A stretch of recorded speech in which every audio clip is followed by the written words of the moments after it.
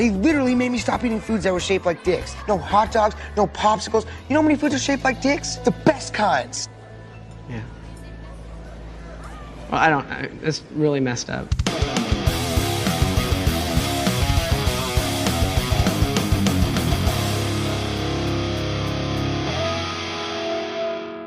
Hello and welcome to the Movie Mouthfuls podcast, a movie podcast with zero table manners. Each episode will be tucking into movies and the odd television show to chow down on some of the most iconic cinematic cuisine scenes in cinema history, as well as just about everything else we can get our hands on. I'm your host Jordan, the bloke trying to be known as the film fella online, and as always, I'm of course joined by the UK's #1 competitive eater. It's my co-host, Bim Eats Food! Have I been bumped up to co-host? It's like official now? Yeah, I just God. took it in. I'm I think it's kind of permanent after 11 episodes, isn't it? Yeah, I've been waiting. But yeah, you've been working on your radio voice as well. That was a pretty smooth intro. Well, we'll not tell them about the 5 before.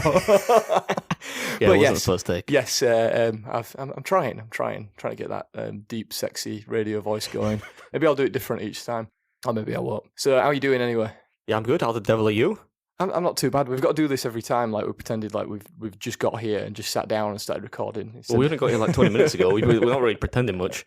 And I'm actually in a reasonably good frame of mind this week. I know there's some energy Chiefly because I was not forced to watch the heinous film that is Birds of Prey. I got to watch a good one this week. So yeah, I'm. So on the so what you said last week is I'm going to pick a good one and I'm going to pick one that you haven't seen. So you did pick a good one. I'll give you that. If people, for some reason, haven't read, they'll find out in a second what we're doing. You did pick a good one, but I have seen this one. Shock horror to some people. I have seen some movies. Finally, the film fella has seen a film. I would say a comedy classic as well, even though it's not very old, but it's kind of aged now. It's getting there, man. It's 14 years old now. I know. This was made in 2007. I was 14 when this came out. Shit. But we'll get to that. I've got an interesting story about that. Well, it's not interesting, but I always... it's one of those that I remember. So it's a story nonetheless. Probably not that interesting to anyone else. What some people may have noticed clicking onto this is being like, oh, well, I can't find the podcast anymore because that really shit logo that presumably the film fella just mashed together on some sort of random set of apps using clip art is no longer available. So a big thank you to a pal of mine, Damon, that I used to work with. He's gone above and beyond. I give him a load of stupid ideas, as I have done in the past, for like the film fella stuff. And then what you're probably looking at now or is on your, I don't know, your screen or on your car monitor or your phone or whatever now, whatever you're looking at, or social media, because it's all over there, that's Damon's fantastic artwork. So we're moving up in the world. We got, cheers, Damon. I never met you, but thanks, mate. And I'm told that Damon, he works for some pretty high-end clients. I won't divulge who just in case. But this goes for a while. He shouldn't be working with us. He shouldn't be working with chaff like us, man. Yeah, I don't know how we keep... I managed to get you, I've managed to get him, I've managed to get Lee, who was in a decent band as well, so I don't know how we're doing it, but, there is some level of preparation to what I do. And I'm on that topic, I am told... I was leading you there, I'm told, a little birdie tells me that we have had our first 1-star review. They say you reap what you sow. I've been reaping this for a while because to give context at the end of every episode, usually the film fella over here makes a plea, says, very nice. He says, could you give us a review, ideally 4 or 5 stars? And I rather convivially say, no, I'll take a 1-star funny review as a bit of a joke. But this time we did get a 1-star review and it was not particularly funny. So if you'll allow me the indulgence... Yeah, go for it, man. I'm going to just shoot off here. So this person's kind of pretty much remained nameless, which is always a good sign of somebody having the courage of their convictions. Yeah. But it reads thusly: the Movie Mouthfuls podcast, 1 star, ill-prepared host (brackets the film fella). He's got you there, mate. He's got you banked, all right. I know. It goes on with very little knowledge about the movie or the food. Which, he's losing me now because I think that's a little harsh. Has he not heard the trivia? The painfully researched trivia? Also, what knowledge of food do you particularly want from this podcast? Like, do you want us to make it? Do you want us to start going through each individual component's nutrients for, like... He could do that, like a macronutrient breakdown. It continues. Listened to a few hours now, so he gave it a chance. Cheers, man, because that all goes towards the downloads and the listens and the plays, so thanks for that. A few hours in the bank. Yeah, listen to a few hours now, and it's neither casual chat or item specifics, pointless podcasts, just blither. I had a bit of a philosophical moment when I read this, and I thought, you know what, if you could... If I put this up entirely. I did. And I thought, if I could condense my entire life into one word, blither would probably not be far off point, But I think it can't be neither casual chat nor item specifics. It's got to be one of the two. Yeah. Otherwise, what is it? It's just white noise. Which, is that what he's implying? Because I definitely know what it is. I don't shut up. I would venture to say that there are very few podcasts as casual as this one. That's one thing we don't know what we openly admit we don't know what we're doing each week. Every week, we just sort of turn up. Two mates just want to talk about films, and we kind of use the very vagueness of food being associated and it being kind of Adam's career now as the whole reason that we do it. So yeah, so if you're listening, anonymous bloke, or it could be a lady. It could be a lady, yeah. Let's not judge. I'm getting a vibe though that is a man. So if I'm picturing this person right now. If you're listening, you kind of sat furiously writing a letter to like Tesco, complaining that they've changed the colour of their cans of own brand beans. And you're writing to complain. You might be listening to that right now. But if you are, thanks very much. It gave me a giggle, especially the first few lines where it says "ill-prepared host." Especially considering like everything you see behind the scenes and the amount of stuff that you tell me about when I'm doing this. But yeah, I mentioned it last week. I mentioned it one last time because I shouldn't need to explain myself as Adam told me. But the Film Fella isn't like Empire magazine. This isn't like an oracle. Like I am not an established reviewer or pursuer of film. I just like films. My friends used to call me fella a lot because I used to say it a lot. So you put the two together, and now I go out and I look for stuff that I haven't seen before, and then I watch it and I give maybe an opinion. So it's not really like a claim. It's not a badge of honor. It's simply that you like films. You are a fella. I feel like people are falling down the wrong... I think even you fell down that original, like, I can't believe you haven't seen this, but everyone has seen everything. True. So you're right there. I'm trying to be the voice of the common man. Anyway, we've given this review too much time. I thought it was quite funny. It made my week. But, on the flip side, before we jump into the film stuff, for everyone that has messaged me with like super kind messages, or they've sent stuff to like the movie Mouthfuls, socials, or, we've even had a bloke who's sent in something very interesting to Adam that we'll talk about in the future if it turns up. What is it, dildo? Bloody hope not. It better be that level of interesting at least. But yeah, we've had a lot of supportive messages and a lot of people that are very kindly, as we asked for, sending us films. A lot of them are on our big list that we keep adding to. We've got like a big compilation list that we keep adding stuff to, but there's a couple that pop up that we've not heard about. So keep sending them, and if we haven't heard about them, we will do them. We've had some good suggestions for up-and-coming stuff as well, which we'll talk about off-pod, and we can decide if we're going to do it or not. All right, okay, cool. But all that out of the way now, what are we doing this week, Beard? We are discussing Superbad, which actually could be a great way of describing last week's episode. Largely my fault, but is that the link?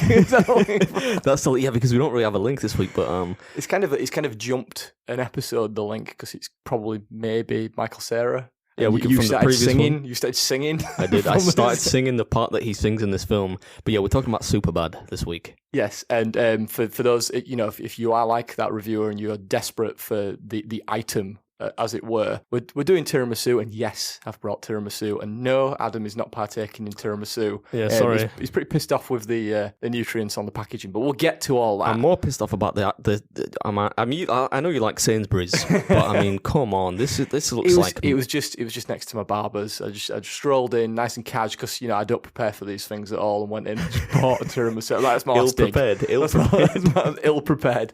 Right, shall we jump into general chat? Because obviously we're not sure whether it's general chat or itemized chat that we're doing, but we'll jump into general chat first, folks. Yeah, sure.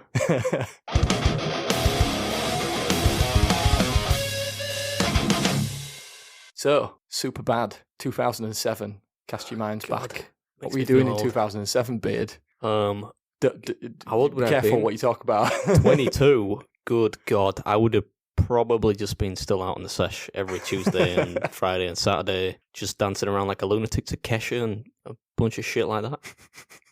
It's not an edifying admission, but I did have a little soft spot for Kesha. Fair enough. I think we all. This is really just kind of a confessional now. I just. Oh yeah, totally. You just you Forget the do films. your super serious, like family oriented stuff through the week, and then during this, you just like it's almost like a therapy session where you just come out, tell everyone about everything. Like probably more people have learned more about you through this than they might have done through your own channel, and it's People not should be even listening. to do with you; it's to do with films. You're right, it is like a therapy session because today I'm happy. I feel like I'm getting this all off my chest. Last week, I was just raging at. I think comic book last week films. you were just a husk of a man, really. So you know, I'll apologise on your behalf. You already did. I listened to it again the other day, and like you did apologise, but I didn't think it was that bad. your battery was just wearing out. So I didn't either, but yeah, could see the life draining from your eyes because you hated that film so much. So I was like, let's do what you want to do this week, and we'll do Superbad. So Well, actually, there was some serendipity to this because I did not even think in my mind that I don't think of Superbad and think of foods. But then No. I was caught watching it on a couple of nights back when I sent you the tweet. yeah. I said, let's do Superbad because it's a good film. And there are a couple of foods in it, Yeah. and namely tiramisu, amongst other things. So, it kind of felt like a lightning bolt from the gods, this one. Yeah, I mean, to be honest, there will be a point, as we have been mentioning for a while, that when we get through all the serious food-related film stuff and potential TV shows, that we will just be shooting in the dark and just picking random. Oh, there was a snack in that, so let's do. That's what we're doing now, though, because I figure like we don't want to peak too early. No, we have to So- mix it up a bit. So everyone that's suggesting like these super serious ones, we were just sprinkling them in between. Also, if we have ideas beyond this podcast to grow it in a different direction, then maybe we can do some more interesting stuff on visually. OnlyFans. Yeah, you are. On OnlyFans. Well, there's that as well. Am I doing the breakdown of the movie this week? Yes. Would you like to, for anyone, because there might be some people that potentially are either too young and won't have watched this, or have just missed it 'cause it's not really their type of film. So yeah, go ahead, tell people what Superbad is all about. Sorry, I just had to burp. It's all right. It's kind of on theme with the podcast, I guess. Comes with the territory. Right, so Superbad, kind of a coming-of-age comedy, very similar, kind of in the mold of, think of American Pie, which, I mean, if you're too young to have seen Superbad, that won't help you.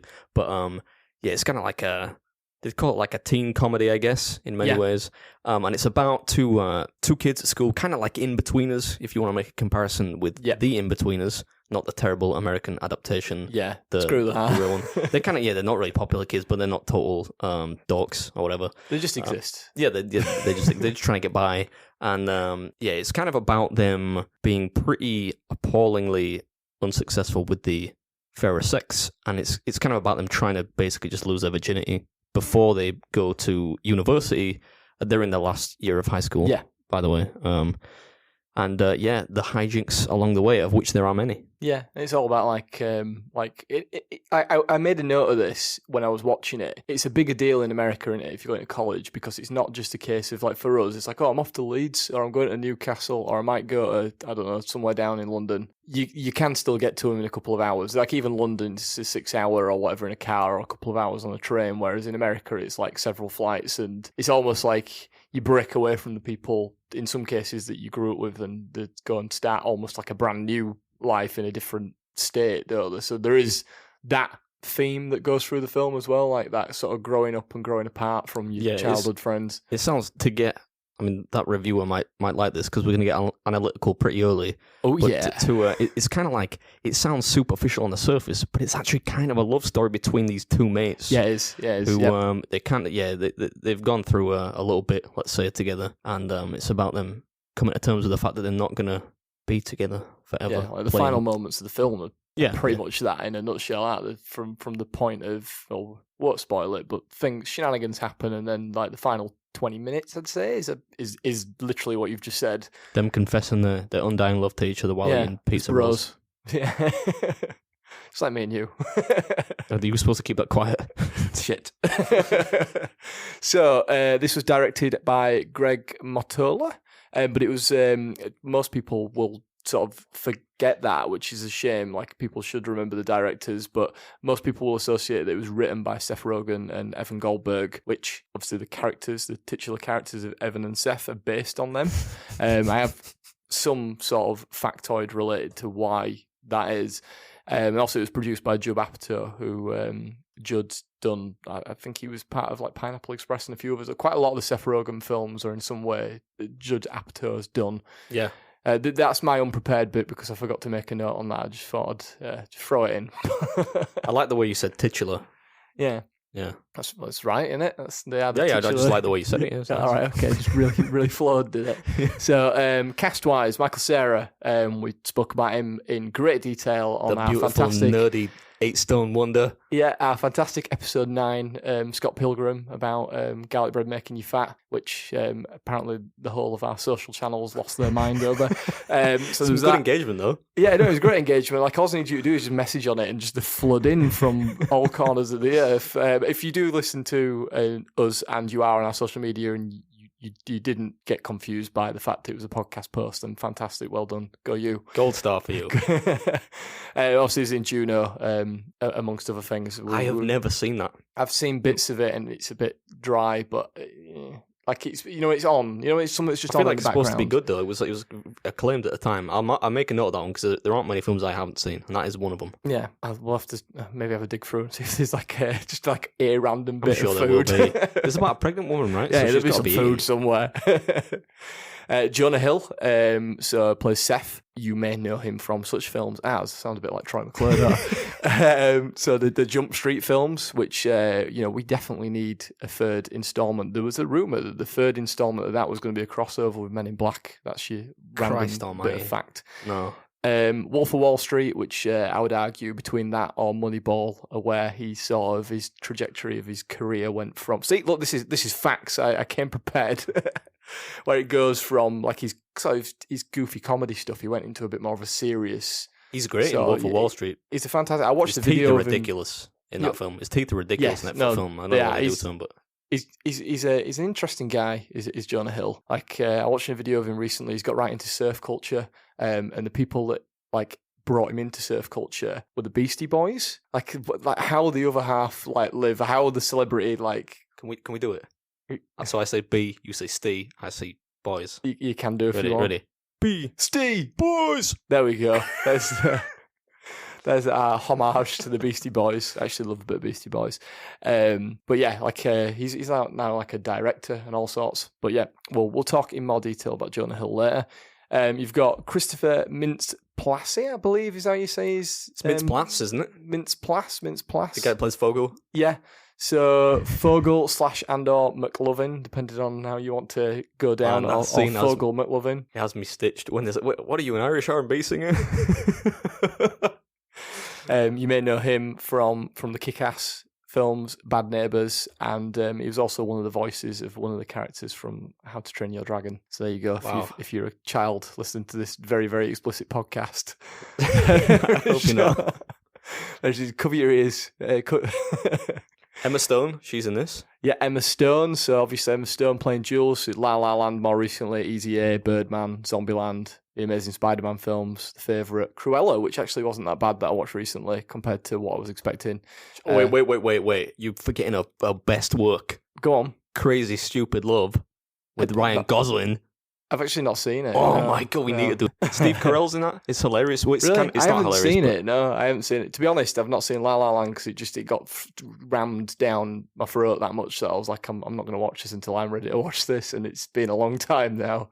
Right. I still haven't watched it. You've also got Bill Hader, who plays Officer Slater. So he's from more recently. He's been in It Chapter 2. He's one of the voices Inside Out. He's in Pineapple Express. He's a comedian. He's everywhere. And then obviously Seth Rogen plays Officer Michaels. So This Is the End, Pineapple Express. Yeah. Sausage Party, which is one that we've got to do because it's literally about food characters. We have to do that. All right, if we You're must. pulling a face. Yeah, if we have to. They don't actually eat anything, I don't think, in that Well, no, because we're they are not. food. And you've got like a cameo from Joe Latruglio, who's the driver from Brooklyn Nine-Nine. Oh. Role models, Wet Hot American Summer. Yeah. Okay, well, they're the big hit. Obviously, Dave Franco as well pops up as Greg, the soccer player, which I've got a big problem with the fact that he tells them that he's 2 points down playing soccer, which one, it's football, mate, and two, you're not 2 points down, you're 2 goals, it's 2-0, it's 2 goals, I'm not sure. But, Quite like the fact that they're American and they're playing soccer, though. Yeah, like in their PE session or whatever it is that they're playing footy, but and Jonah actually seems to be more interested in. He's quite a good defender, really, in a way, like just deflecting the ball. I mean, he doesn't keep it in the pitch; he just boots it. He makes good contact with it. For an American, at the risk of pissing off some Americans, I've seen Americans play football. He makes solid contact with it. I also don't understand in that scene what they're actually playing on, because it looks like they're playing on like a running track, but they're also on a pitch, but they're also not on a pitch. Greg / Andor Dave Franco, depending on where you want to go with him, has disappeared. In summary, the cast is strong. Yes, that's what we were getting at. I was getting sidetracked by the cast. Do you want to now maybe this new game that we're playing called Budget and Box Office? We should have like a little jingle, like Budget and Box Office. Have you got a jingle? We haven't got a jingle. Oh, I thought you were going to spring a jingle on me I there, man. have to go find Lee. I like this. Like this is like a thing. You know, podcasts always have like a gimmicky shit thing. Yeah, I thought the food thing was ours, but apparently it's this. I remember when I did that Jackmate one, and he asked me what my meal deal was. And I kind of felt like knob. I don't have a meal deal. You know, I don't eat meal deals. What do I shop at Boots for my lunch? So I made something up on the spot. I scored quite well though. But yeah, this is like our version of that. Yeah. So we only really properly introduced it the other week, and I did a lot of training wheels with you to try and like guide you in the right direction of budget. So I have a think now. Superbad. Remember that cast was fairly new as well. What do you reckon the estimated budget was for this film? 2007? Mm-hmm. That's not the budget I'm saying. That's a reminder of the year. $2,007. He was shot on a handy cam. I am going to say something like, I mean, there's barely any CGI in it, pretty understated, accomplished cast, but not well known at the time. 25 mil? Ooh, he's getting there. He's wheeling it in. Am I close? $20 million. Oh, $20 million. That's much better than before, where I honestly had no idea where you were going with Birds of Prey, but you'd have bankrupt the whole Warner Studios and have been out of business. At least they wouldn't make another Birds of Prey film. True, but we wouldn't have got The Suicide Squad, which was excellent. Box office for this. Do you want to take a stab at the box office? We'll give you the one thing, which I'm sure you probably already guessed anyway. This is a success. Oh yeah, I knew it was. I knew it was at the time. Everyone was watching it at the time. I'm gonna say 95 mil. Ooh, a bit conservative there. Do you want a second guess now that I've told you that? Well, no, I was wrong. If you're wrong, you're wrong. I lose. So it was at $170 million from a $20 million budget. So if you remember, you know that factoid that I dropped the other week? Yep. I'm going to keep saying that I don't know anything just to piss the person off. Because I don't know anything. The budget, normally, if you double it, that's the marketing budget. So if you make anything above that, then you're in, your quid's in. So... Well, 40 million quid to make this, or $40 million even, and it made 170 million back. So that's a win of that. No wonder that they're still making movies with, Michael Cera. Yeah, I mean, I imagine none of them are as cheap anymore. Yeah. So I teased earlier a fun film fella fact. So you were 22, did you say? Yeah, it would have been, yeah. I think I mentioned it earlier, I was 14, so obviously I'm 28 now, if you do the maths, quick math. This came out in September 2007, so at the time, this film is and was a 15, but back in those days, you didn't have an app. So like now I've got a limitless card with Odeon, they never bleeding check it when you you could walk in and be me if you wanted. I don't think they would give two shits, to be honest. Oh, they probably know me though. Yeah, probably maybe. Oh, it's that big guy that just let you in anyway, like little red carpet door at back or whatever. He's like a podcaster, as well. Is what I hope they'd say. So yeah, I had to go. I went with all my mates, like a lot of us. I feel like there was like a load of like maybe 15 of us, all underage, like a posse. A posse. So we went into town, went and got the obligatory Subway meal deal because that was what everyone did at 14. Because Subways were kind of a new thing at the time. Went into the cinema, and the trick was, so because otherwise they asked for your ID if you went to the normal till, you went to the Ben & Jerry's ice cream till. It was just this poor bloke who was just stood there by himself because it was dead quiet. Everyone was queuing up and going around the little carousel thing to get to the front, and we went to the ice cream counter one at a time, and everyone like disappeared and like hid somewhere, and it was to obviously see if you could get in or not. And because this guy literally must have hated his life because there was no one buying Ben and Jerry's ice cream, he'd just happily just serve you. He'd walk all the way down to the other side of the place to get you your popcorn. Yeah, it was great. So I snuck in. I know it's not a really interesting story, but just to point out that I was a bambino. You're a bit of a renegade, and your covert op to gain entry to the cinema. But we was all got in. successful. There was one guy that was with us who had a bit of a baby face and he was really, really short. Like he still is quite short now. And I'm not going to name names, but he's a good friend. I still know him now. And we were all worried that he wasn't going to get in, but he did. But he did. So this Ben and Jerry's guy literally didn't give two. He probably knew, like in Superbad where they know that he's underage and it's a fake ID. This guy was just like, he was the cool ice cream guy that was just like, you can all go in. Well, if he's listening, you just committed a crime. I'll be happy with yourself. Please just bust in now. Arrest me for my misdemeanors from 14 years ago. That was like a film fella fact. How would you rate that on the scale of your facts? It was interesting. There was a sense of dread there. I didn't know if you were going to get in or, if you were all going to get in. So, could make that into a film. Probably these days, probably, yeah. Hollywood's pretty dry on new ideas. Indeed. Do you want some? Again, there isn't any facts about the food, unfortunately, so we can't really go into like, did they use real cream or whatever on the tiramisu? It looks like it's legit tiramisu. It looks like they've made a legit tiramisu very badly, but we'll get to all that. The reason that the characters then are called Seth and Evan, as I mentioned before, is because it's Seth Rogen and Evan Goldberg that created this. They created this when they were 13, and the whole point was that they wanted to see if they could make a film at 13. So I don't know if they ever knew that they were going to be able to ever make this into what it was, but that's pretty amazing. Like at 13, but at 14, I was sneaking to go see this film. Yeah, I had not written anything like this. I don't know what the fuck I was doing at 13. But not this. So nothing productive, put it that way. Yeah, it kind of blows me away a little bit, but that's also why the characters are named the way they do. I'm not sure. I think that there are sections of this film that are reflective of their life. Like, for example, the party where we mentioned Michael Cera's character has to sing to sort of like get out of it because they're all on coke. That actually happened when they were kids. They went to like a party with one of their parents. They went into this place and it was for like a comedian that was moving. So he was going somewhere else, and I think they stumbled into a room as like 14-year-old kids where a load of people were doing coke, and I think one of the quotes was like that it was crazy and there was like a pig and some other weird like random shit going on in this house that it just sounded like lawless, and they like must have absorbed all this and gone, you know what, we're gonna add this to a script, and there you go. Probably not as crazy. That party is a bit weird in the film because like there's just one guy that's just got like a rage on to just want to fight anyone and everyone that is at his party. That's nothing. I've seen wilder parties than that. Believe me.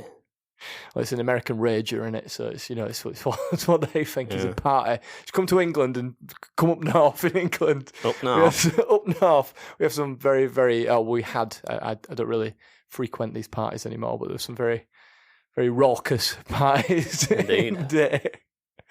The penis drawings, which are probably, it feels weird saying penis drawings are a highlight of this film, but they kind of are in the sense that it's like iconic for the film, and it's a very weird. He had some talent. The kid had talent. Yeah. They told him to stop drawing those. Do you see that? I love it when he calls it a big, veiny, triumphant motherfucker. Well, there's a lot of stuff. So these are kind of facts, but kind of like how it got made sort of thing. So I'm going to ball them all into one thing. So the drawings are done by the producer Evan's brother, David. There was close to 1,000 penis drawings produced for this film, of which you only see a handful, if that. That wasn't a handful. Pun. That wasn't a pun, but maybe it was. So in seeing only a handful, as you've just pointed out, the drawings had to go through various stages with the MPAA, which must be some sort of regulatory body. So because it was a young girl that is holding the, as aforementioned, triumphant veiny bastard, they had to go through legal like every single time that they wanted to do anything that was to do with these penis drawings. So in one version, they had to give her a different piece of paper that had a different picture, which apparently, if you look at it very quickly, isn't one of those drawings, just so she's allowed to hold it. And then they've got, I believe it was, I don't know what the correct term is, and I don't want to offend anyone, but a small woman, a small person, is that the correct term? A woman small in stature? Let's leave it Yeah, there. we'll leave woman it small there. in stature. But yes, that is their hands, basically, so it's not the little girl. Essentially stunt hands. Yes, stunt hands, but of an adult to be able to hold the drawing. And they had to keep going back and forth with legal, and every single one of them had to be assessed. So this is poor bloke or woman or someone in legal that's had to look at every individual drawing. Because there's some really, like, there's like a Superman one, there's loads of caricature ones, there's all sorts. I like the one that's laid in front of the tank. Yes, yeah, Tiananmen Square. Yeah, is that right? Yeah. See, look, know my history, but nothing about films apparently. They had to go through legal, and on that particular thing, they had to then send notes back, and apparently some of the notes were like, "This one's too veiny, this one's too large." He spat his water out everywhere. But they were, So, what do you rate that ball of facts there? That's the only one that's made me laugh quite that. I did almost, I had to quickly swallow the water before I spat it out everywhere. But yeah, that's a good one. The detailed drawings. Was it the same person that drew every one of them? Yeah. So Evan's brother David drew 1,000. He drew 1,000 dicks. I wonder how he explained that to us. Like, imagine somebody walks in. What payroll? Like, oh, this guy's my brother. All right, yeah, cool. What's part of that? Oh, he just drew some dicks. Sorry, what? he just drew some dicks. He didn't do what else. He just drew some dicks. That $20 million budget. And some guy got paid to draw 1,000 dicks, and it was the producer's brother. They were good drawings. They were good. Here's one for you. So I know you love your maths. You don't. Oh yeah. Neither of us love us maths. How handily this has been worked out by the trivia nuts over at IMDb. Okay. The word "fuck" is used 100. It's almost like you on this last episode that we had. Has been used 176 times. The movie itself is only 113 minutes long, which averages out at 1.6 fucks per minute, and 84 of them are said by Seth alone. He does swear a lot in this, to the point that it becomes kind of crass, and you like. I think the reason that happens though is you're supposed to get the idea that of the two of them, Michael Cera's character Evan and Jonah Hill's character Seth is kind of the dickhead of it. It's like Michael Cera's trying to toe a line a little bit. And Seth's kind of dragging him back a little bit, and that's because he's kind of like he's obsessed with pornography. Well, I've got nothing against that, or whatever, but he's a little bit rough around the edges. Around part of that characterization is him swearing all the time. Just learning to grow up in it, really, and trying his best. Trying his bestest. Which, on the flip side, actually, age-wise for the actors at the time, Jonah Hill was 23 when he was doing that film, which he looks very young. He looks a very young 23 in this film. But then Sarah is 18, and Mintz, I'm going to say this wrong, is it Mintz Plas? I think it's Mintz Plas, isn't it? Yeah, Mintz Plas was 17, so he was the youngest, of which it was his debut. It was Hill's first ever leading role, and it was Emma Stone's first film debut. She doesn't have to do much in this, does she? She gets hit in the face. Not really, but I mean... Yeah, she's just there. You don't see much of her in this. I mean, I'm a fan of Emma Stone. Oh yeah, no, she's a fantastic actress or actor, as you would say, actor. but she doesn't get a lot of screen time. What's the other actress called? It's Martha something, but I've forgotten her second name. Martha something. Yeah. Martha McIsaac, who plays Becca. Yeah, there you go. Some bonus I didn't recognise her from anything, and even when I was scrolling through IMDb, I thought there's no point in trying to pretend like I know anything else that she's been in. I'm sure she's in like a really shit horror film. Right, okay. That would probably track, wouldn't it, I guess? Yeah, you know, when you're kind of a supporting actor and you don't get a lot of stuff. The only thing that I recognised... She's not in the film, and I've only seen the first film, which was another film fella fact for another day as to why I watched this film. But she plays Bella, but the video game version of Bella. So obviously they couldn't get. It's just going to be a Twilight fact. Yeah. Christ. I'm going to leave this room right now. That was the only thing I recognised her in. She plays the voice of the video game version of Bella. But she's quite good in this. What I was getting Yeah. to. Yeah, no, she is. I didn't really have much information on her, but yeah, she is another fantastic part of the cast. The casting's pretty on point, as you said before. Did you know that this film is Eminem's all-time favourite movie? Which maybe says a lot about him, but... No, I didn't know that. No. So apparently this is referenced in songs Brainless and Bawling Uncontrollably. I don't think I've listened to an Eminem song since like maybe Stan or something. Yeah, it's not like I like the guy. I've seen him live, but like I couldn't have told you those particular. Oh, he's a facts. talented dude. Don't get me wrong, but it's not really my kind of music. No, not for. It's not. Well, I wouldn't say it's not for me, but I wouldn't have known that fact. Let's put it that way. I like the one from 8 Mile, the song from the movie 8 Mile. Yes. Is that enough Eminem trivia? There's just enough trivia for fucking stop. We've been going forever.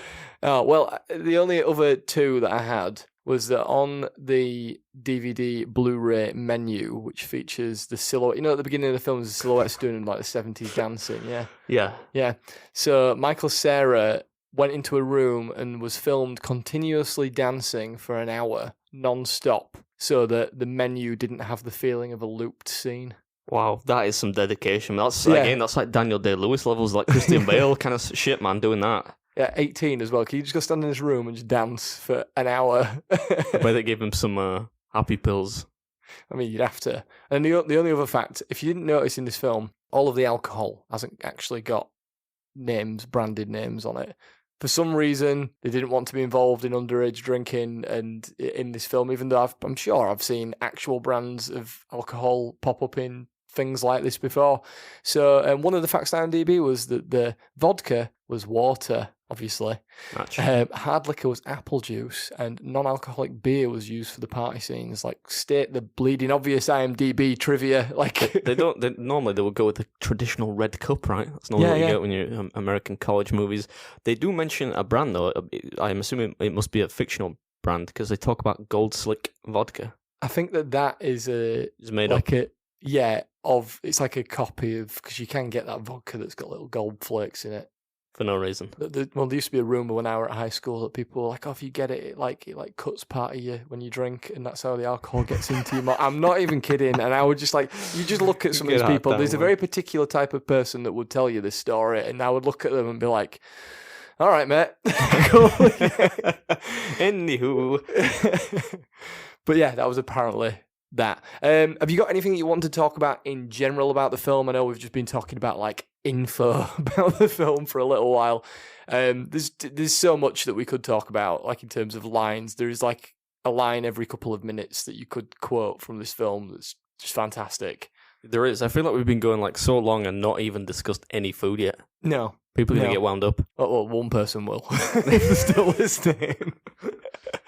I mentioned the down 2 points in soccer thing, which I made a very, very big point of remembering, because I was like, as two avid football fans, as in soccer, if you're going to be like that, I didn't like that at all.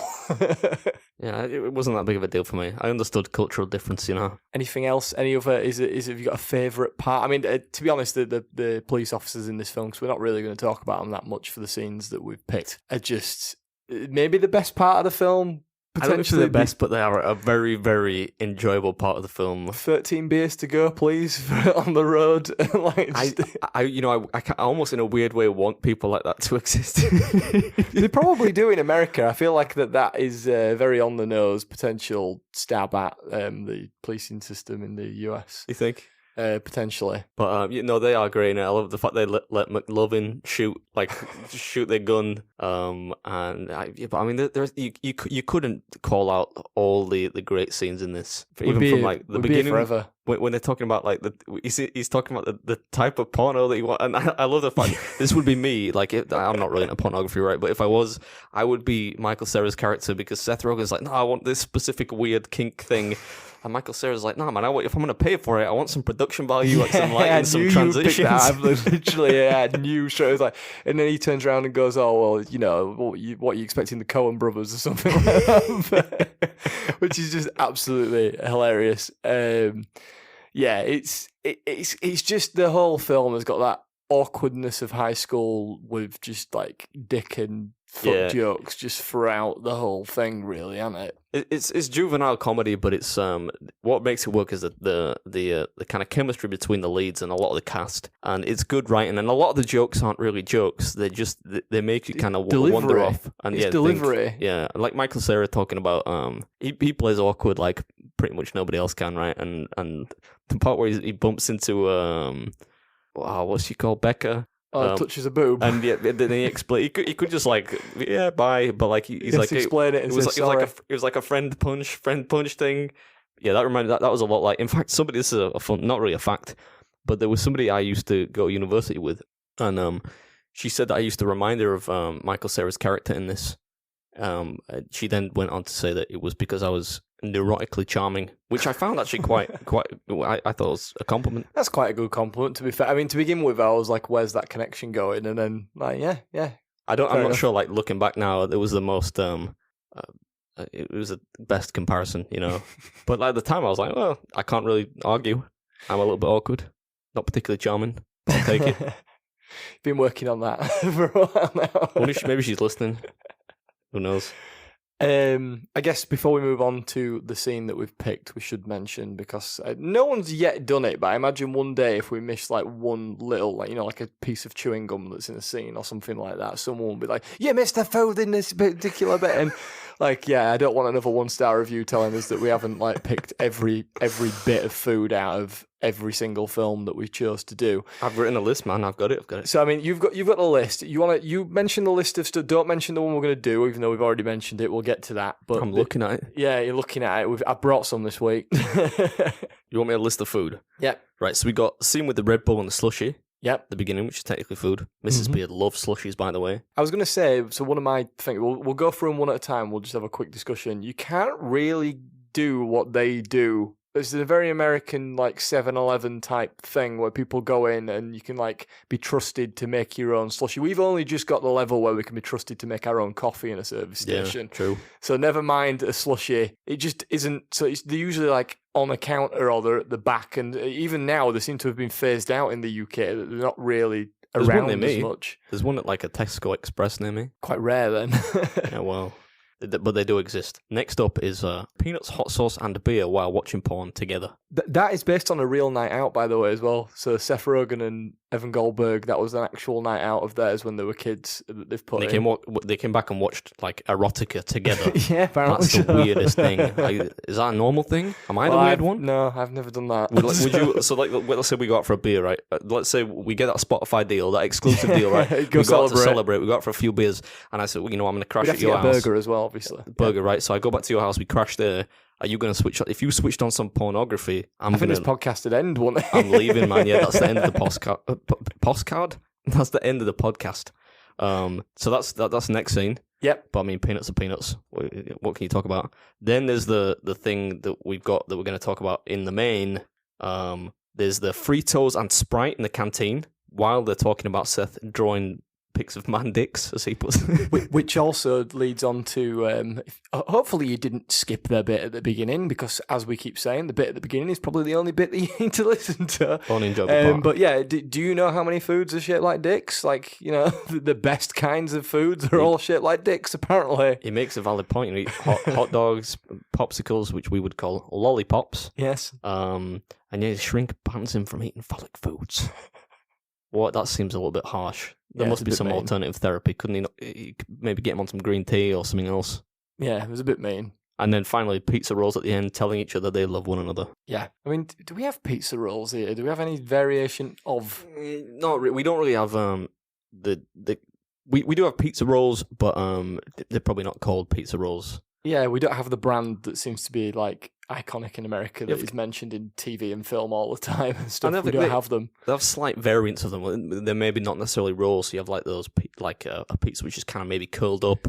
Yeah. Or like a bagel bite. Yeah. We don't. I've not seen many. We don't have rolls. Like that specific brand as well that everyone goes on about, but I'll definitely maybe try one if I get the chance. I'm sure they're probably full of there's sugar. I can colour this little section with a little bit of competitive eating knowledge. There we go. There is a pepperoni roll, which is the same thing basically, contest in I forget where it is, Virginia. I've never done that one because it's like notoriously hard because, you know, you're basically chewing like shit tons of cold dough. Well, yeah, that does sound pretty difficult. I mean, Yeah, I'll give that one the everything that you do sounds difficult to me, but that one in particular.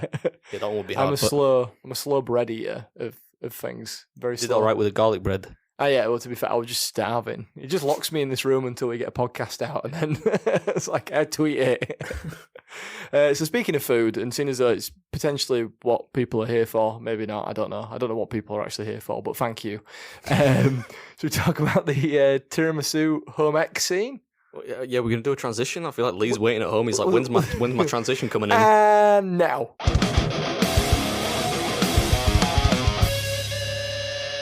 You sound like fucking Jim Bowen then. Reference for any foreign listeners who was on a darts game show over here called Bullseye. You can win a catamaran. Or a speedboat. There's thousands of speedboats just up and down Yorkshire that have never been used. Yeah, so tiramisu, home ec. I mean, right, just before we get into the tiramisu side of it and before I tuck in, because it's just me again this week, we're going to get a week where you can actually eat some stuff again. Home ec. Did you have this class? We called it food technology. So we had food technology as well, but we didn't have it as an actual... You couldn't have done this as a class properly. Like, it was like... Because your year was split into your terms, like at school. So, like, we had one term where you did... Each week you would make a pizza, and then you make how to learn how to make a soup, and then muffins, and... We never did a tiramisu. Did you do a tiramisu? I don't recall doing tiramisu. No, we did banoffee pie once, which I actually aced. It was the only one that I'm not much of a cook. You might know that if you watch my videos. But I won't going to say anything. That one I just absolutely nailed it, man. It came out so well. I failed food technology though. Do you know that? I'm the only person I know that actually managed to fucking fail a GCSE. Like, I mean, legitimate U. Like a U unclassified. And the reason for it is, I'm going to go off on a tangent here. I'm still a little bit bitter about it. But I remember for some reason, right, my teacher at the time, when we came to do our GCSEs, right, which are tests, right, if you don't know, yep, that you do at the end of high school, and you could select from two papers, right? So one paper was like the harder of the two. I remember this, yeah. And you could get like A down to C, right? But if you got lower than a C grade, so if you got D, for example, you would automatically get a fail. Yeah, you wouldn't drop down to the other grades. Or you could do the what was supposed to be quotes, the easier paper, but you could only achieve a D, right? Yeah. Doing that one. Which, to me, that's the least logical thing I've ever heard in my life. None of it makes sense, really, does it? It was the only class do the I went harder that way. paper, but if you fail it, you fail. Yeah. As opposed to just dropping into, all right, we'll give him a D. Yeah, but basically I fucked up, and I think the reason I messed it up was not the practical side. I did all right at the assignments. It was like the whole like storing food at appropriate temperatures. I'm like, what the fuck? I'm not. You store it pretty well these days, mate.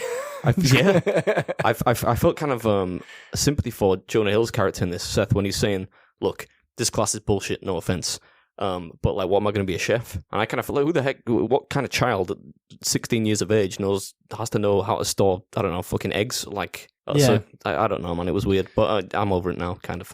Kind of, but just told everyone. Yeah, the main part of this scene, because really the food is the accoutrement, if you will, to the actual scene. But the rant is just absolutely fantastic. So, do you want me to read it? Do people want me to read these? Like, Well, you might as well. Shall I read it? So, because I've come prepared, Yeah, so I'll read it. So he turns around and basically says, "I joined this class because I thought I was going to be cooking with a partner, but she's never here, and I don't get twice the grades for doing all the work." Fair point. Yeah, he makes a compelling point. It's like an annotation of the quote. We'll go through and we'll say it. So the teacher replies, "I didn't invent odd numbers, Seth," which again, fair point, but like, it's 1-1, I guess.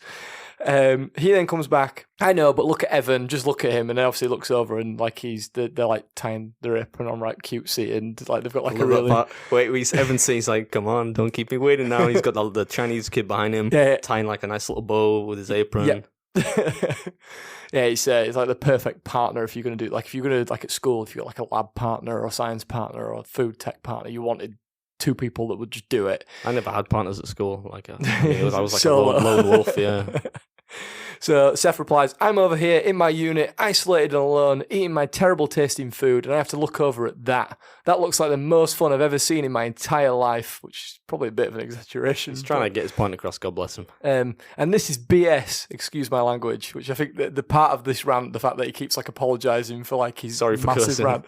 I'm just saying that I wash and dry. I'm like a single mother over here, which is Also hilarious because obviously as a 16-year-old kid, you could imagine that just the thought of having to dry or wash your own pots is just alien. Look, we all know home ec is a joke, no offence, so unfortunately, Beard, sorry, I can't believe that, because he turns around now and goes, it's just that everyone takes his class to get an A. Sorry, Beard. And it's bullshit, and I'm sorry, and I'm not putting you down for your profession, but it's just the way I feel. I don't want to sit here all by myself cooking this shitty food, no offence. Brilliant. And I just think that I don't need to cook tiramisu. Am I going to be a chef, like you've just said? No. There's 3 weeks left of school. Give me a fucking break. I'm sorry for cursing. Obviously, the delivery of the film fella there is nothing on the delivery of young Seth Rogen at the time. Pretty good, that wasn't bad. So she relents and she puts him with Jules, who Emma Stone's character is the love interest. It's the person he wants to hook up with before he goes to college and have like a summer romance as they have in America. We don't really have that. We fucked up again because we didn't mention a central plot device here that Evan, he's got the hots for this girl called Becca who kind of likes him back a little. Yeah. And then Seth has the same thing pretty much with Emma Stone's character, I forget what Jules. Jules, yeah. And for some reason it's implied that she kind of likes him. I'm not really buying that either. I think it's because they were friends before and they have a little conversation before this or after at the cafeteria thing that kind of like fills that gap in where it's like I hate saying this because it sounds really mean, but obviously this is how high school conversations work. So they're like, she wasn't that hot and then she went away for summer and then she's come back and now she's really hot, but they turn around and go, but she doesn't know it because like she wasn't hot before. So they're kind of implying that she was like maybe like them, or she was a bit nerdier, or she'd not grown into a looks, or whatever. I'm still waiting to go into mine. When does that happen? When do I grow into my looks? Is that I'm still waiting. Still waiting. Just wait. But yeah, I really like this scene. I think his delivery of that rant kind of makes it. And then the actual tiramisu scene is just him being paired with her. In the cut that I saw, did you watch the one on Netflix? Or did you watch it on TV? It was on TV. So the Netflix one cuts past a full segment of them having a bit of sort of awkward conversation beforehand, which is just, again, is done really well, but it kind of hints at this. She's not dismissive of him, and he's kind of nervous, but then grows into just like, because he says random stuff throughout the film that's just like absolute bollocks, but he thinks it's cool. When he's talking to Jules, he turns it on a bit. You get the feeling he's got a bit of he's got a little bit of banter, so I think she kind of digs that. Yeah, so that it's kind of the earliness of that, I guess, like the starting gun of that in the film. The earliness, yes. Yeah, correct. Look, give me a break. It's the protoplasmic beginnings of their relationship. Oh, there you go. He's such a way with words. So yeah, that bit is cut from like the Netflix version. I think if you go and look for like the Superbad, why did they cut it? I don't know. There's a version of the film though, like the Scott Pilgrim cut, like the Snyder cut for Justice League, like all the cuts that you can think of. There's always a comedy one where there's like an extra half an hour of stuff that should have probably just stayed in there, but obviously because it was maybe they were hoping that this film was going to hit big and they were scared that they put too much in it. Too much, like the runtime was too long. The only part I remember from that scene is the disgusting mimes he does. It's the same. He's trying to impress this girl and whatnot. He's lucky that he's not found out because he's stood behind her while Michael Cera's character watches on, and he mimics some quite diabolical sex acts. One of which is drinking one of his own bodily fluids. Yeah, his own bodily fluids, which tells you a lot about his headspace. I don't know what kind of pornography he's been watching, but like he needs to. I keep saying pornography because I don't want to say porn because it makes me sound like a habitual user, even though I'm not. Just in case Mrs. Beard's watching. Don't check my bank statements. If she's watching, I'd be terrified because we're on a podcast. But point. And yeah, the final bit, which we're going to kind of get to now. Obviously, granted, we've got I brought tiramisu in. It's from a retail chain in the UK that I frequent a lot, according to this podcast at least. Jordan's trying to get a fucking sponsorship from Sainsbury's, man. From Bainsbury's, just in case we're not allowed to say it. So, I've got a little tiramisu here that I'm going to have a mouthful of just for the authenticity that, this is kind of what we bring to the table, as it were, for this podcast. Good pun.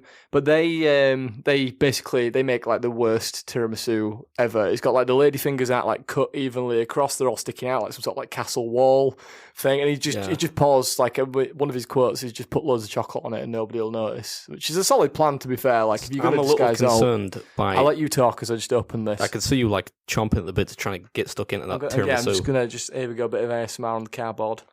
You really don't understand ASMR. That's, like, the most hectic sounding shit on planet Earth. Do you get a free spoon in, or do you bring the spoon?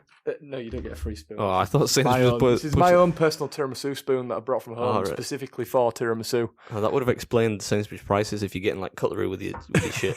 But there you go. Yeah. Oh, hang on.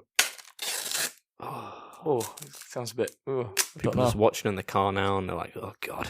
Let's just turn this bit off. Anyway, enjoy the tiramisu. Yeah, what I was going to say is I'm a little bit concerned / impressed by how good and how symmetrical Michael Cera's is. It looks like it's kind of a commercial grade tiramisu to me, like it's been made, for like a Costco or something. It's very symmetrical compared to Seth's, which is just a big mess. Yeah, I mean, yeah, it kind of like theirs looks like a giant version of that, really, doesn't it?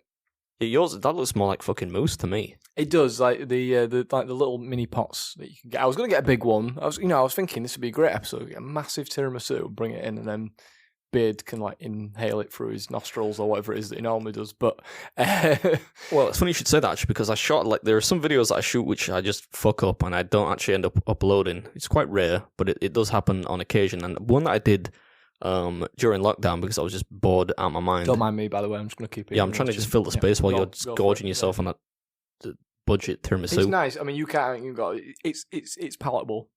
It's palatable. That's a sterling review. It's palatable.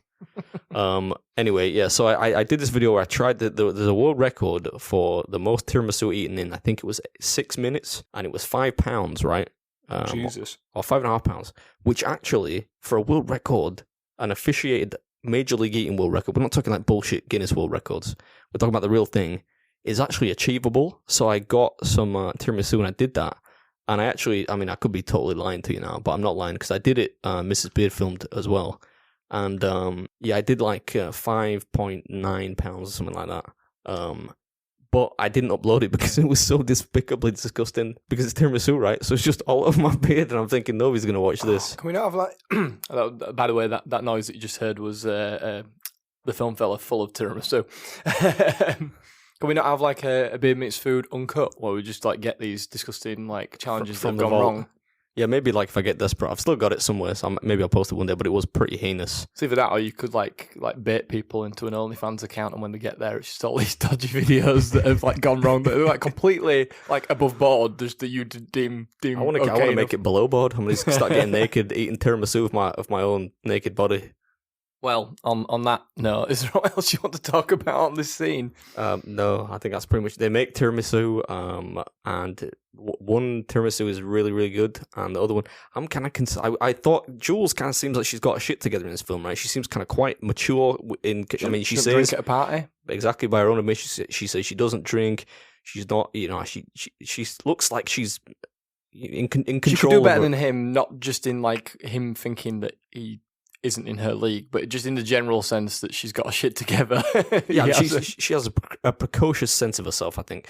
But to say that is the case, her tiramisu is fucking dreadful. I'm not sure if that's just because maybe Seth sat on it or something. I don't know. Or when you maybe like the camera cuts and that he does that, because you would think that she would make a better tiramisu.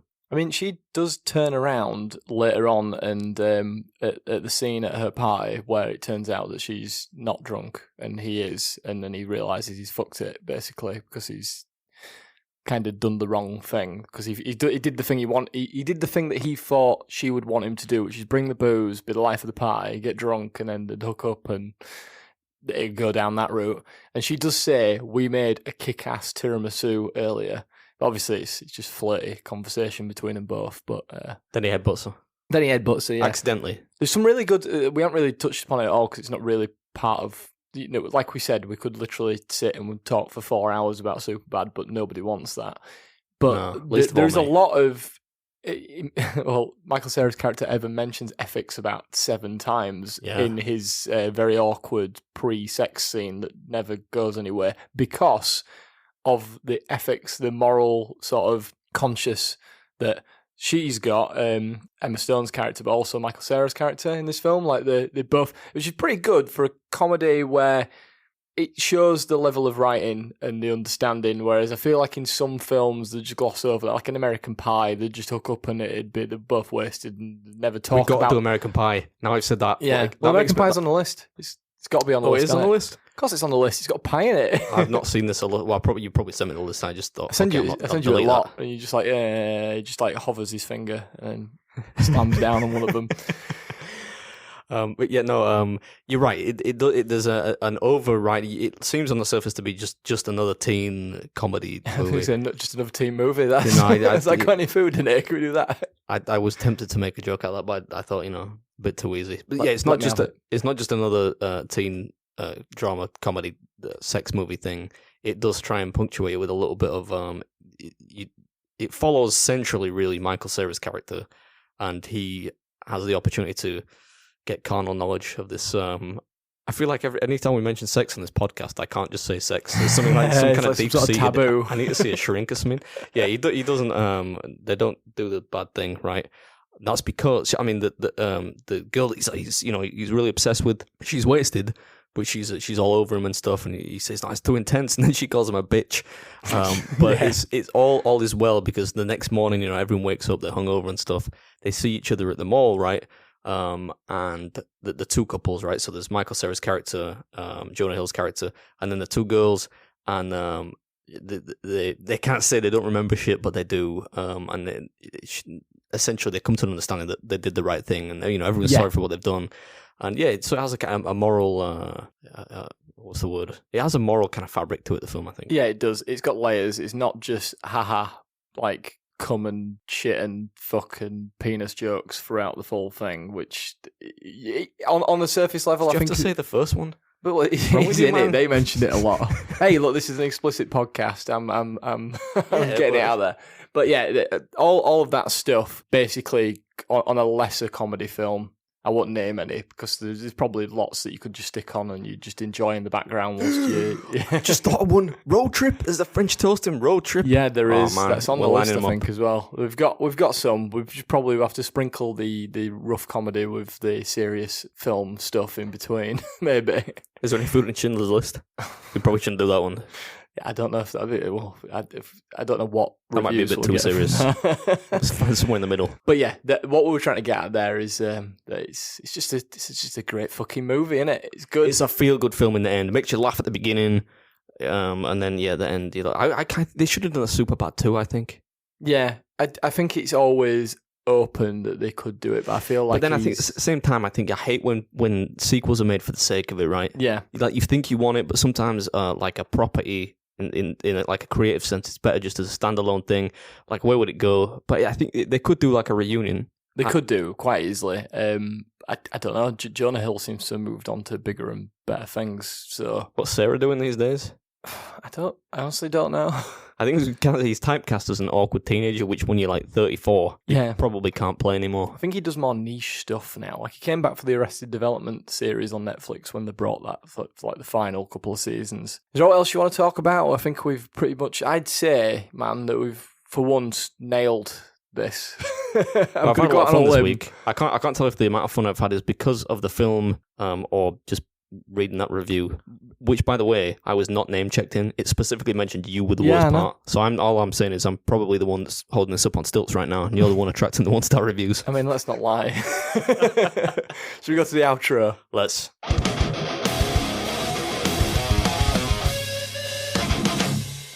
Episode 11. That felt like a long one. They're all getting to quite a lengthy length, but when I've looked at, I said lengthy length. When I've been looking at like our analytics, as it were, We have those. people are seeming to stick around and listen. So I mean, I don't know if people want shorter, we can try and do shorter. I'm a Somebody blabbermouth. please like- God tweet saying yeah, sure. ones. But if you like this, if you like you getting a feel of just two blokes sat in a room talking about stuff, With absolutely no expertise about film. yeah. Or whatever that guy in that review said. Then if you like these lengthier ones, then we'll keep doing them. Like it kind of just we always aimed for them to be shorter, and they've always just organically ended up at around an hour. So That's because we ramble too much. I ramble too much. we're having fun, though. I think it's a sign that we're having fun, right? Oh yeah, right? totally. Yeah. Right.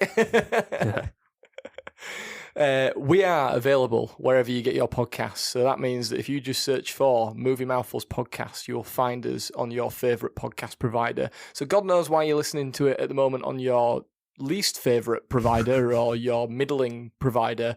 If you want to listen to us on your favourite one, then just search for us and you'll see that new sexy logo that Damon's done. It's not really sexy, is it? It's more grungy, and it kind of fits the music. I think if you could just leave the music and tell Damon to make what Lee's sounds like with a burger, that's what you'd come out with. That was the vibe I was going for. Yeah. To me, it looks like a boiled burger from a fucking rugby ground or something like that. But it works as a logo. Can't wait for the t-shirts. Or when we actually make the real burgers. Yeah. But yeah, I kind of jumped ahead there. But I will say thank you again, Damon, for making that. Really appreciate all the social stuff that you've done, everything like that. Don't know if you didn't want to name check it, but like I don't know if he even works anymore. But he did do the Paddington TV series on Nick Jr. Oh, we were revealing that now. I told you he runs in high circles, this guy. So he did do that. I don't think he does that anymore. So if we do, if this podcast grows and Paddington Bear does eat a fair few marmalade sandwiches. He's into his marmalade sarnies, right? And those two films are held in quite high acclaim. I don't know if you've seen them, but there was... Fuck no, why would I watch a film about Paddington Bear? Paddington 2 was actually, up until about 2 or 3 months ago, was higher than Citizen Kane on Rotten Tomatoes. Wow. So there's a reason I never use that as an actual reason. Like if I Google, is that film good? I don't go on Rotten Tomatoes. I think it was Rotten Tomatoes. Anyway, someone's going to tell me it was a different one, but it was above Citizen Kane. So in that respect, maybe if we do Paddington, we get another mic and do things. Maybe we can see if he's free to do a call or something. Who, Paddington Bear? Not Damon. Oh, right. Not Paddington. That might be tough. He might not be interested, but that was just a thought that I had rattling around my brain of many thoughts that I have. Also, again, obviously, thank you to Lee for our music. Make sure if you are listening to us and you aren't subscribed or you haven't clicked the follow button or whatever it is on your podcast provider that you do that, because it all goes towards those analytics that I mentioned. So if you do that, that helps us. Also, if you want to leave a slightly kinder star review than Spooned or whatever his name or her name was, or their name, depending on where we're going with this, you can do. You just go over to Apple Podcasts. That's where the real reviews matter. So if you can give us some nice reviews. If you give us some nice reviews, I think we should read some nice reviews out at the end. Awesome. Even if it's a good review, but you want to leave something funny. If you deem what you've written to be funny. You're trying to basically bait people here by saying we'll give you a shout out on the podcast if you leave a good review. I'm not sure about the ethics of that, speaking of ethics. But yeah, let me just jump in here. So if you like the podcast and you don't mind spending 30 seconds giving us a review, ideally 4 or 5 stars, I'll take a 4. I mean, like 4's not bad. It might get us in front of people that don't know who Beard is, which at this stage might be... Man. Do those people exist? No, joking, I'm not that egotistical. He says. But yeah, if you want to, you can head over to Apple Podcasts and do just that. You can find us as a collective as the Movie Mouthfuls over on Twitter, Instagram, and Facebook. Just search for @MovieMouthfuls. We've got all that fancy new logo and header art that Damon's done for us. You can find myself over on Twitter @thefilmfella_, which again, Damon did some of my profile work for on there. I do have a YouTube channel. I mention it every week. I did message Beard this week saying that I think now that I'm potentially over my personal situation that was going on, I may re-enter that space. So keep your eyes on that. Violently re-enter the YouTube atmosphere with his potato camera. I told him I'd help him setting out his lights and stuff. I can't have you posting terrible content. Yeah, he's holding my hand, so to speak, through this process. Guilty by association. I'll bring the pizza rolls. We can sit on the floor of your bedroom and still sleep in bags and tell each other we love each other.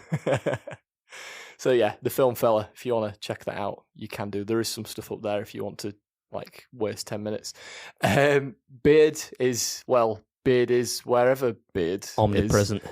Yeah, Beard eats food on everything other than the dodgy sites that he might not be on, and he's also not on TikTok. Definitely not on TikTok. I'm not on Snapchat. I might even delete Twitter, I'm getting sick to fucking death of it. If you do that, I'm going to have to gravitate over to a different platform to communicate with you. Or get your number. I had your number at one point, and I don't know if I've still got your number. Keep it close to my chest now. I don't give it out to many people. If you fancy sending us any questions, as some people have done, not so much questions, just like suggestions and stuff, but anything really, then you can do. You can either tweet us, as people have been doing, thank you for that, or you can send us an email at moviemouthfuls@gmail.com. I do tend to read everything that comes through, sometimes a little bit delayed, but I do check out everything that people send us or messages, and I try and get back to you all as best I can. I've got a working life as well. If you want to support the podcast, like our good mate Martin, who supported us last week, there is an added bit to this which you might prefer. So if you want to support us and just chip in a couple of quid, you can do over at patreon.com/moviemouthfuls, as Martin did as our first Patreon subscriber. So thanks again if you're listening. We really appreciate it, and anything that comes back into that we will reuse and add to the podcast and develop what we've got right now. Yeah, Martin, you have my word. The next time Jordan's eating some food over here, he's not going to be in like budget 99p tiramisu. I'll get him some premium stuff. We're shopping at Waitrose, baby. No, but obviously we'll look at upgrading some of the equipment that we've got, and I can't have it all on beards to finance this venture, so we will go out and use anything that you donate. But if you don't want to do that and you actually want something a bit more tangible for your hard-earned cash, then I have created a tiny little store with a few not tiny little items, because they're not for like little tiny ant people, that you could wear them if you wanted. So if you head over to moviemouthfuls.bigcartel.com, and because I've just started it, if you want to put in the discount code Mouthfuls, you will get 10% off. We've got some t-shirts now. Fuck. Patreon discount codes. This is like the sellouts handbook right here. The t-shirts look pretty smart though, from what you showed me. Yeah, I've got us a couple of testers to see what they'll look like. But we've got some shirts, got some mugs if you want to have your big pot of tea while you're listening to this podcast. And There's a mug. Spit it out whilst you're listening to us talk absolute rubbish, because you can do now. I'll add some more stuff on there, but we're limited to what we can add. But yeah, if you want to go over there, it's moviemouthfuls.bigcartel.com, mouthfuls, and you'll get 10% off for a limited time, I guess. God, I sound like a real sales speech. You got my marketing head on. You're going to get a job on QVC or something.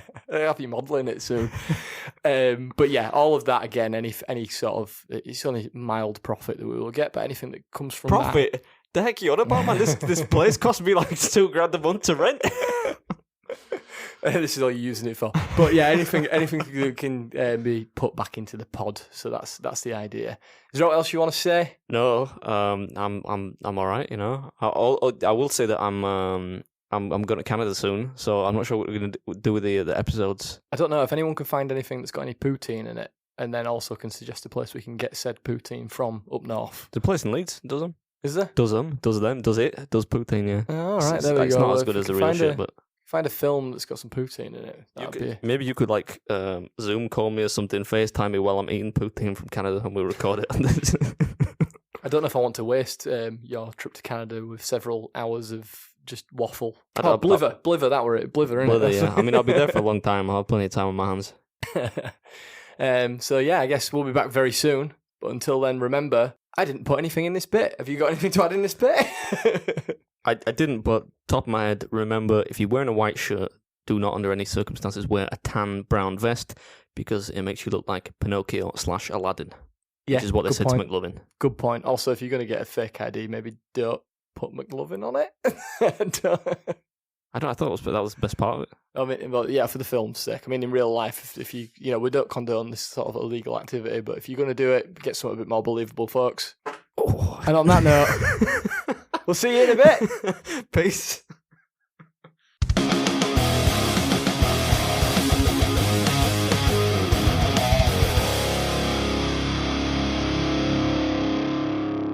You just farted. Correct one. I was trying to hold it for the longest time.